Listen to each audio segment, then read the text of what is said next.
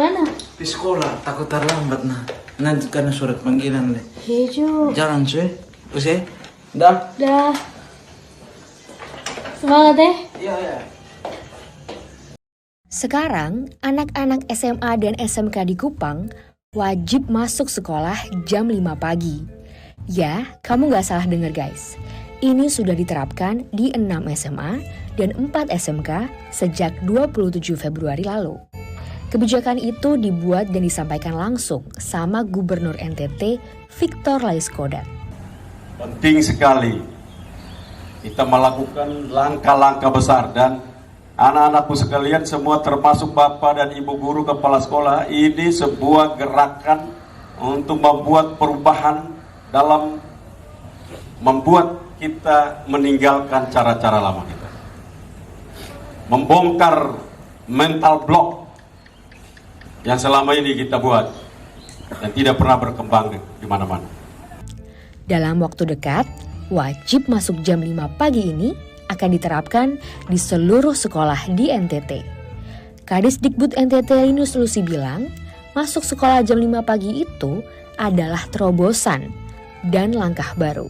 Katanya, ini tepat buat menata dan merestorasi pendidikan di NTT.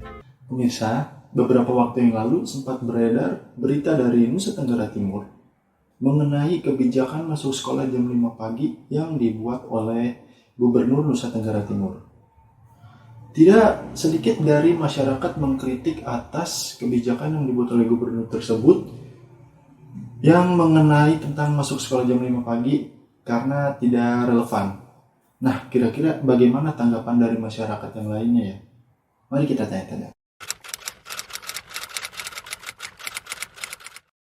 Menurut pendapat saya mengenai berita tersebut itu sangat tidak efektif karena tidak ada hubungannya sama sekali masuk jam 5 dengan kualitas pendidikan.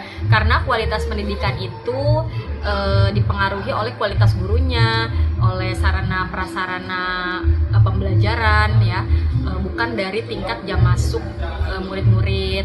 Mungkin pemerintah tersebut atau gubernur yang membuat regulasi kebijakan tersebut mempertimbangkan manfaat untuk kesiswanya dan juga ke guru-gurunya ya, karena kan mereka yang akan menjalani semuanya.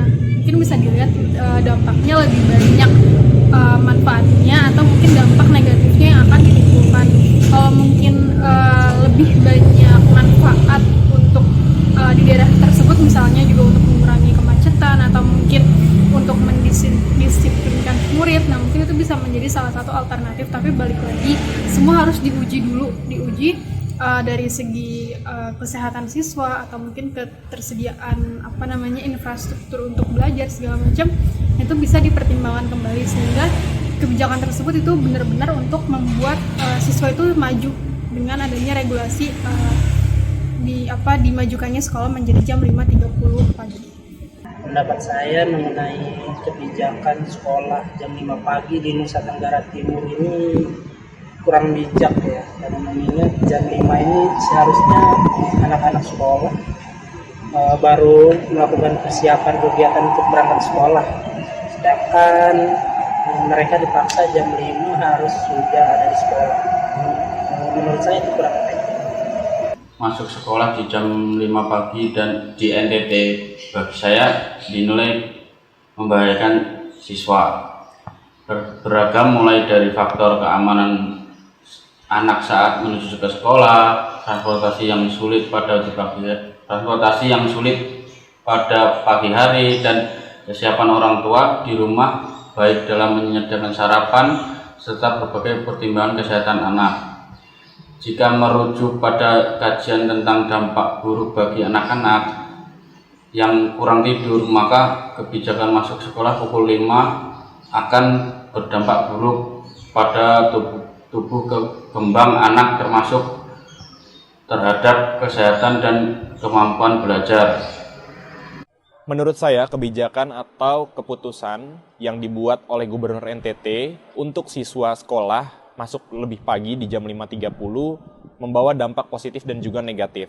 Dampak positif yang dibawa oleh regulasi ini yaitu meningkatkan efisiensi waktu belajar dan juga memberikan kedisiplinan untuk para siswa. Dan juga ada beberapa yang berpendapat bahwa masuk lebih pagi ini dapat dipersiapkan untuk siswa agar siap di dunia kerja. Dampak negatif yang dibawa oleh regulasi ini yaitu siswa berpotensi mengalami gangguan kesehatan fisik dan juga mental, seperti kelelahan, kurang tidur, dan juga waktu belajar yang sangat panjang.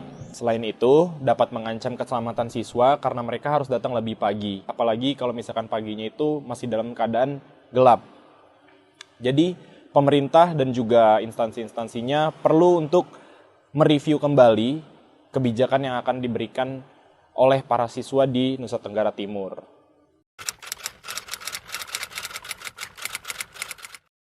Harapannya untuk pendidikan di Indonesia, semoga pendidikan di Indonesia jadi lebih maju lagi, mungkin dari segi infrastruktur, tenaga pengajar, dan sarana prasarana pembelajarannya. Perlu kita tahu, kita harus mencontoh negara maju seperti negara Singapura, di mana kualitas kurikulum yang sangat standar dan sangat bagus, fasilitas yang memadai, dan juga tenaga pengajar atau yang disebut dengan guru yang berstandar internasional.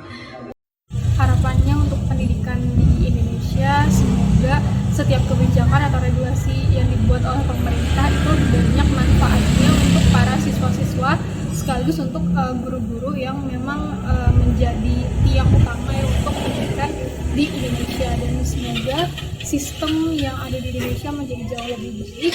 Mungkin kita bisa lihat contoh-contoh negara maju seperti Finlandia yang memang kurikulum pendidikannya juga sangat bagus. Mungkin ada kalanya kita harus belajar dari negeri tersebut, dan semoga pendidikan di Indonesia dapat merata baik yang di daerah maupun di kota-kota terpelosok.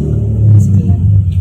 Harapan saya untuk pendidikan di Indonesia ke depannya yaitu mampu memperbaiki sistem pendidikan yang ada. Bukan hanya soal pencari nilai, melainkan juga tentang kualitas dari ilmu pengetahuan yang telah dipelajari. Kualitas pendidikan yang lebih baik agar kedepannya bisa menciptakan generasi-generasi penerus bangsa yang lebih kompeten.